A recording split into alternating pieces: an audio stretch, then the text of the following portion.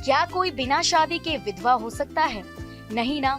आज हम 80s के दौर की एक ऐसी ही अदाकारा से आपको रूबरू करवाएंगे, जिन्होंने ना कभी मांग में सिंदूर भरा, ना कभी किसी के साथ फेरे लिए, लेकिन फिर भी वो बिना शादी के सालों तक अपने प्यार की विधवा बनकर रही। ये एक्ट्रेस है गुजरे जमाने की मशहूर अदाकारा नंदा कर्नाटक। नंदा अपने दौर की खूबसूरत और बेहतरीन हीरोइंस में से एक थी।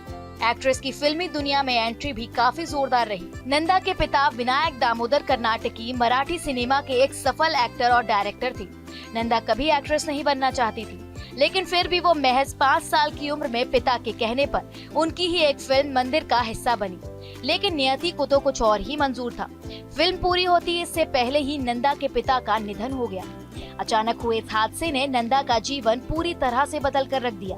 परिवार की पूरी जिम्मेदारी अब नंदा के नन्हे कंधों पर आ गई। उस वक्त नंदा सिर्फ 10 साल की थी जब उन्होंने अपनी फिल्मी पारी शुरू की। एक्ट्रेस ने अपने करियर में बहुत सी फिल्मों में काम किया, जिनमें लगभग उनका हर किरदार छोटी बहन का हुआ करता था।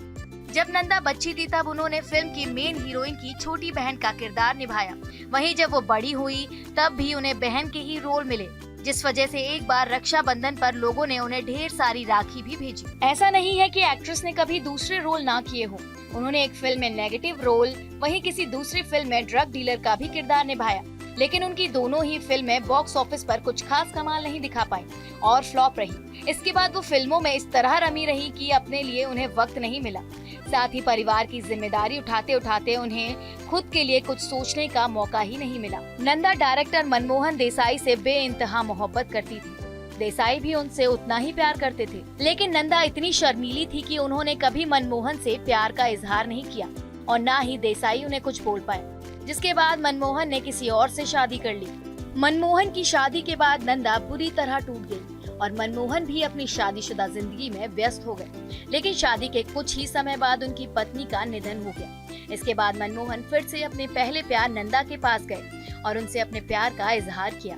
एक्ट्रेस ने भी उनका प्रपोजल एक्सेप्ट कर लिया। उस समय वो 52 साल की हो गई थी। दोनों ने 1992 में सगाई की, लेकिन नंदा की किस्मत ने अब तक उनका साथ नहीं दिया तो अब क्या देती। सगाई के 2 साल बाद ही मनमोहन की किसी हादसे में मौत हो गई और वो फिर से एक नहीं हो पाए। नंदा अविवाहित ही रह गई। इसके बाद वो और भी ज्यादा मायूस हो गई। उन्होंने किसी से बात करना लगभग बंद कर दिया था।